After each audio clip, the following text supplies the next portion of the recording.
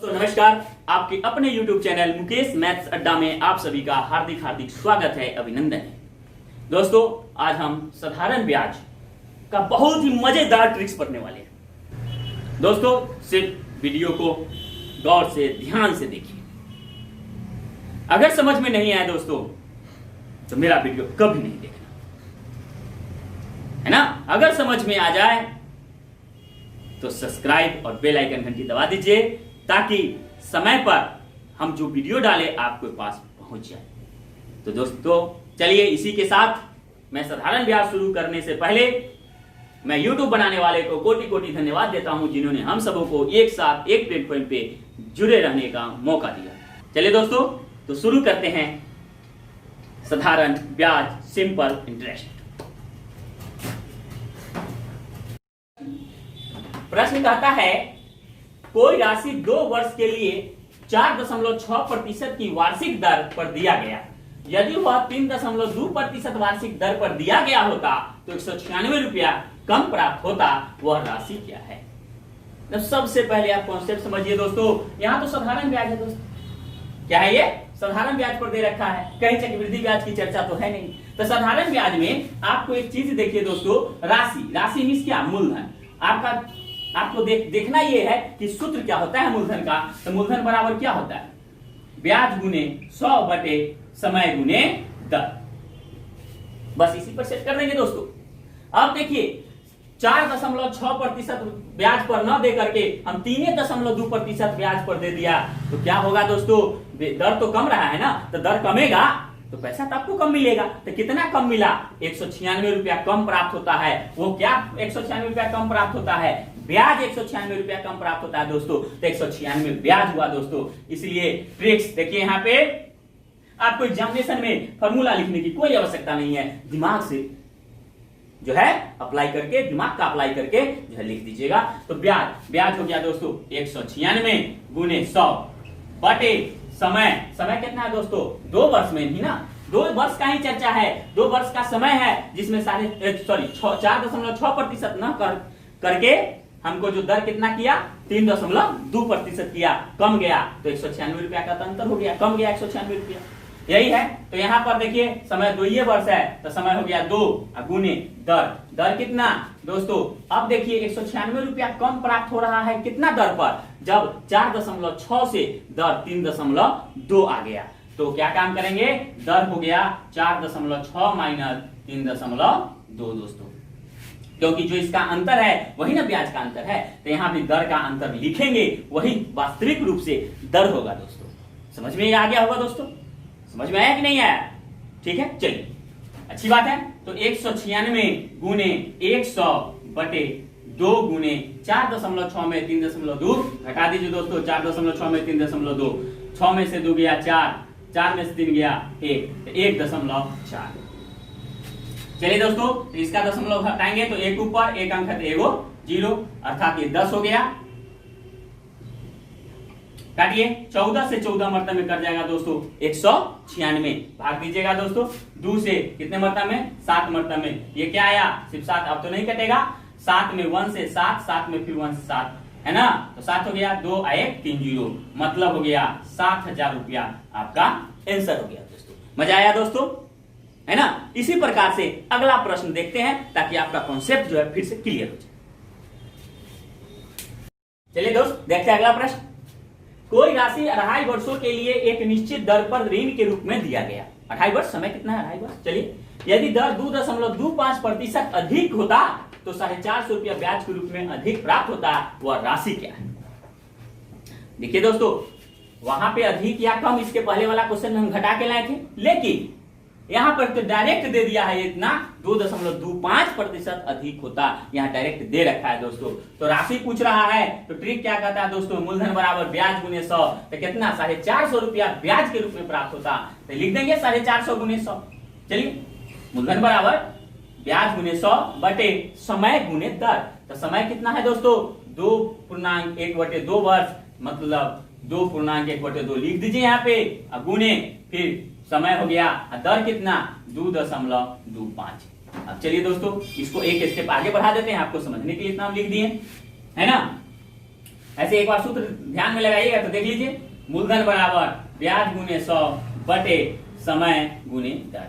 इसी पर हम इसको सेट कर दिए दोस्तों। अगर आपको एग्जाम में फॉर्मूला याद है, सूत्र याद है, तो लिखने की कोई आवश्यकता नहीं है। क्यों हम लिखें, क्यों समय खाएं, क्यों समय को बर्बाद करें, डायरेक्ट जो है माइंड से कैलकुलेट करें। देखिए तो यहाँ हो गया दोस्तों 450 गुने 100 बटे 2 दूनी 4 1 5 बटे 2। तो यहाँ जो होगा 5 बटे 2 जो होता है यहाँ पे, तो 2 ना लिख करके हम भाग को गुना में बदलेंगे तो 2 ऊपर चला गया दोस्तों, गुने 2.25। अब चलिए यहाँ पर गुना का चिन्ह दे दीजिए दोस्तों, सब गुना में जा रहा है। ये दशमलव हटाएंगे तो 1, और यहाँ पे डबल अंक 2 अंक है तो 2 0। यहाँ तक समझे कोई दिक्कत दोस्तों? चलिए अब इसको काटिए। 225 दूनी कितना होगा दोस्तों 450। अब 5 से काटिए दोस्तों, इसको 5 से काटेंगे, 5 से 20 मतलब में 20 बचे 100। अब तो नहीं कटेगा दोस्तों, 2 दूनी 4, 4 दूनी 8। अब कितना जीरो, 2 जीरो यहाँ, 1 जीरो यहाँ, 3 जीरो, मतलब 8000 रुपया दोस्तों आंसर किया। समझ में आ गया था दोस्तों? प्रश्न आपको लगता होगा कि देखने से कि समझ में नहीं आ रहा है, लेकिन है बहुत आसान। साधारण ब्याज निकालना है, मूलधन निकालना है, यही तो है। और क्या है? चलते हैं अगले प्रश्न की तरफ। देखते हैं दोस्तों प्रश्न कहता है कोई राशि 3 वर्षों में साधारण ब्याज पर 500 रुपया तथा 5 वर्षों में 700 रुपया हो जाती है, मूलधन क्या है? इसके पहले वाले जो क्वेश्चन बताए हैं उससे ये क्वेश्चन भिन्न है, अलग है दोस्तों, लेकिन है बहुत ही इंपॉर्टेंट। ऐसा क्वेश्चन आप बार बार एग्जामिनेशन में देखे होंगे, और ये एग्जामिनेशन का ही क्वेश्चन है दोस्तों, प्रीवियस ईयर का पूछा हुआ। तो देखिए दोस्तों, कहता है कोई राशि 3 वर्षों में साधारण ब्याज पर 500 रुपया। मतलब कॉन्सेप्ट समझिए दोस्तों, आप किसी को पैसा दिए तो 3 वर्ष में आपको 500 रुपया लौटाने आता है, वो भी ब्याज सहित लौटाने आता है 500 रुपया। तो जो ब्याज सहित लौटाने आया पैसा, उसको क्या कहते हैं? मिश्र धन, मिला हुआ धन। मिश्र धन क्या, कौन सा धन? मिश्र धन, मिला हुआ धन, जो आपको मूलधन सहित आपको लौटाने 500 रुपया आया। जब वो लौटाने आता है तो आप कहते हैं कि तथा, सॉरी यहाँ पर है तथा 5 वर्षों में 700 रुपया हो जाती है, मूलधन क्या है? अगर वही राशि 5 वर्ष में 700 रुपया हो जाती है तो मूलधन क्या है? तो कहने का मतलब है दोस्तों, कोई व्यक्ति आप 3 वर्ष पैसा दिए तो 3 वर्ष बाद आता है लेकर के, तब 500 लेके आता है। उस समय आप किसी कारण से घर पे नहीं उपस्थित होते हैं, वो फिर से चला जाता है, और फिर 2 वर्ष बाद मतलब क्या कि 5वां वर्ष में आता है और आपको 700 रुपया देता है। तो जरा समझिए दोस्तों कि ये 700 रुपया जो दिया वो 2 वर्ष में कितना का ब्याज दिया, 2 वर्ष जो रख लिया वो कितना का ब्याज दिया, कितना ब्याज दिया। तो देखिए 3 वर्षों में साधारण ब्याज पर 500 रुपया हो जाता है दोस्तों, ये मिश्रधन हो गया, तथा 5 वर्षों में 700 रुपया हो जाता है, ये भी मिश्रधन हो गया, है ना। तो यहाँ पर देखिए दोस्तों, सबसे पहले 3 वर्ष के लिए 3 वर्ष में आता है देने तो नहीं लेते हैं, 5वां वर्ष आता है देने तो 700 रुपया वो देता है। तो आखिरकार में 2 वर्ष का ब्याज कितना दिया, 2 वर्ष बाद में फिर आया। तो यहाँ पर देखिए दोस्तों, एक चीज समझिए, पहले हम इसको विस्तारित बता रहे हैं ताकि आपका कॉन्सेप्ट क्लियर हो, फिर आपको ट्रिक बता देंगे दोस्तों। धैर्य रखिए और देखिए। तो यहाँ है 3 वर्ष में 500, फिर कहता है 5 वर्ष में 700, 5 वर्ष में कितना 700। अब बताइए दोस्तों, 3 वर्ष में 500, 5 वर्ष में 700, मतलब ये 2 वर्ष का इसमें अंतर है। इसमें अंतर कितना क्या है? 200 रुपया का। तो 2 वर्ष का ब्याज, 2 वर्ष का ब्याज कितना देने आया दोस्तों? तो 500 न देकर के हम 700 देता है रुपया बाद में आकर के, तो 2 वर्ष का ब्याज कितना दिया? 200 रुपया दिया। तो चलिए दोस्तों, अब यहाँ पर कहता है 3 वर्ष में साधारण ब्याज पर 500 रुपया हो जाता है, मतलब 3 वर्ष में 500 रुपया हो जाता है, मतलब मिश्रधन हो जाता है। तो 3 वर्ष का ब्याज कितना दिया उसको निकाल लेंगे और मिश्रधन में से ब्याज को घटा देंगे, 500 में से ब्याज को घटा देंगे दोस्तों, तो मूलधन निकलेगा कि नहीं निकलेगा? तो 3 वर्ष का ब्याज निकालिए दोस्तों। तो 2 वर्ष का ब्याज हमको पता हो गया ना, 2 वर्ष का ब्याज तो इससे पता हो गया। तो 3 वर्ष का ब्याज कितना? तो चलिए एक एक नियम पर थोड़ा सा सेट कर ले। 2 वर्ष का ब्याज 200 रुपया, तो 1 वर्ष का ब्याज कितना हो जाएगा दोस्तों? 200 बटे 2 बराबर 1 वर्ष का ब्याज तो 100 रुपया हो गया। तो 3 वर्ष का ब्याज कितना हो गया दोस्तों? 3 वर्ष का ब्याज तो 3 गुने 100 बराबर हो गया 300 रुपया। अब बताइए दोस्तों, 3 वर्ष का ब्याज आपको 300 रुपया हुआ, तो आता है 3 वर्ष के बाद देंगे 500 रुपया, आपका ब्याज ही उसमें 300 है, तो मूलधन कितना है? तो मूलधन ये पूछ रहा है, मूलधन बराबर, देखिए दोस्तों, मूलधन बराबर, तो ये जो मिश्रधन है 500 देने आया, आपका जो 3 वर्ष का ब्याज है कितना निकला? 300, तो 500 में से 300 घटा देंगे, बराबर 200 रुपया आपका आंसर हो गया। कॉन्सेप्ट क्लियर, समझ में आ गया होगा दोस्तों?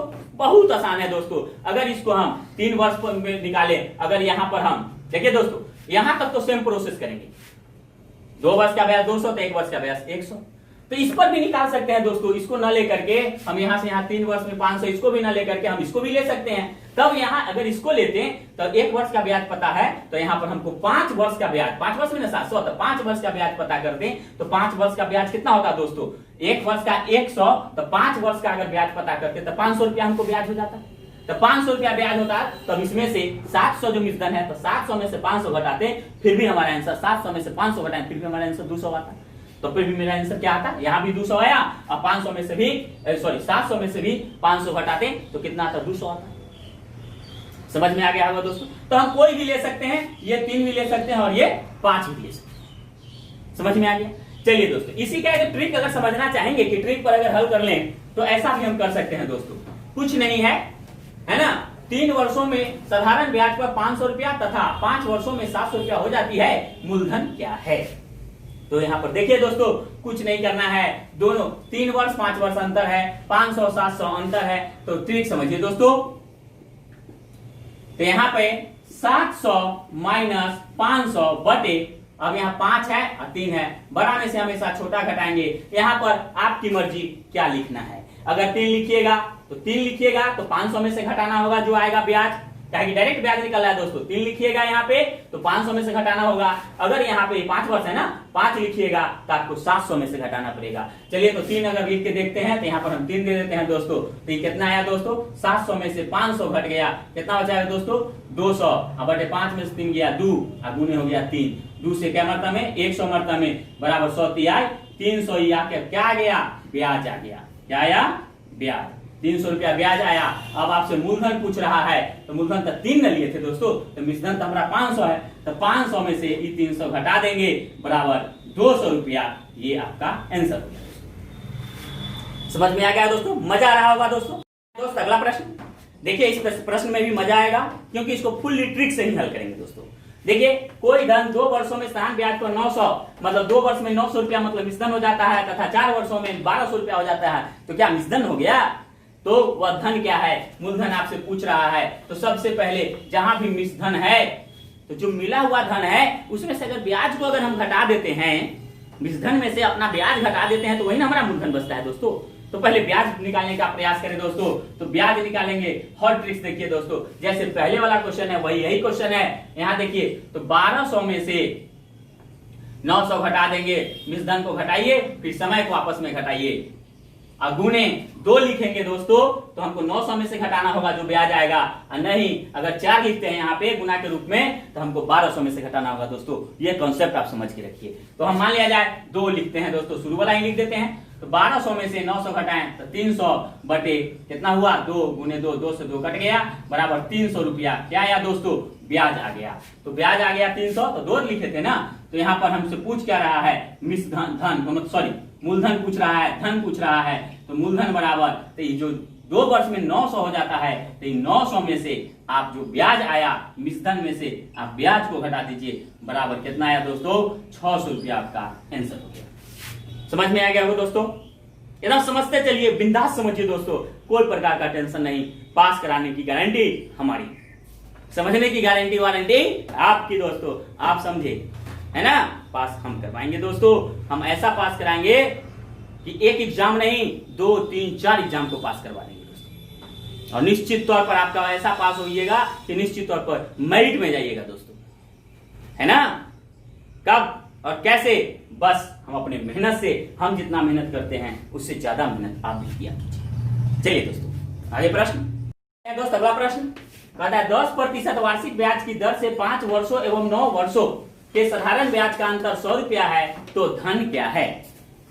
थोड़ा सा अंतर है दोस्तों, उसमें 2 दर था, इसमें 2 समय है, 2 समय दिया है। है ना। इसमें उसमें अगले प्रश्न में, पिछले प्रश्न में कितना का अंतर था, 2 दर का अंतर था, 2 दर का अंतर था, इसमें 2 समय का अंतर है। यही तो है और कुछ नहीं, लेकिन बनेगा उसी प्रकार। यहाँ देखिए दोस्तों, धन पूछता है तो धन बराबर ब्याज गुने 100, मतलब मूलधन पूछ रहा है तो ब्याज गुने 100। तो ब्याज कितना है, ब्याज का अंतर मतलब ब्याज है कितना 100, तो ब्याज गुने 100 लिख दिए दोस्तों, बटे समय, समय कितना का अंतर, 5 वर्ष के बदला में कितना ले रहा है 9 वर्ष, मतलब 4 वर्ष आउट, तो कितना 100 रुपया का अंतर हो जाता है। तो यहाँ पर 4 गुने समय गुने दर, दर कितना हो गया 10, 10 दहाई 100, 4 से इसको काट दीजिए दोस्तों, 25 चौका 100 बराबर 25 दहाई 250 रुपया, ये आपका आंसर हो गया दोस्तों। समझ में आ गया होगा दोस्तों। चलते हैं अगले प्रश्न की तरफ। देखिए दोस्तों, अगला प्रश्न कहता है यदि ब्याज की दर 13% की बजाय 15% होता तो 5 वर्षों का ब्याज 50 रुपया अधिक होता, मूलधन क्या है। तो चलिए दोस्तों, आपको बताए हैं मूलधन बराबर ब्याज गुने 100 बटे समय गुने दर। ये फॉर्मूला लिखने की आवश्यकता नहीं है, माइंड में मतलब कि एडजस्ट करने की आवश्यकता है दोस्तों। तो मूलधन आपसे पूछ रहा है तो ब्याज गुने 100, तो क्या कहता है कि अगर 13% की बजाय 15% होता दर तो 5 वर्षों का ब्याज 50 रुपया अधिक होता, तो 50 रुपया ना ब्याज हुआ दोस्तों, गुने कितना हो गया 100, ब्याज गुने 100, समय कितना 5 वर्ष के ना है, तो 5 गुने दर कितना, तो 13 के बजाय 15, तब ना 50 रुपया ज्यादा, तो 2% ना ब्याज पर 50 रुपया, तो यहाँ पर दर हो जाएगा दोस्तों 2। क्यों, क्योंकि 15 में से हम 13 को घटा दिए, कितना है 2, और 13 के बजाय 15 कह रहा है, मतलब 2% अधिक पर कह रहा है, तो 50 का अंतर, 2% का ऊपर में दर में अंतर और 50 का इसमें अंतर, तो 2% बराबर 50 का होता है। हो गया दोस्तों। चलिए तो इसको काटिए, 5 से काटेंगे 10 मरतबा में और 2 से काटेंगे 2 बचे 10 बराबर 5 में 100 से 500 रुपया जो है, यही आंसर। समझ में आ गया होगा दोस्तों। चलते हैं अगले प्रश्न की तरफ।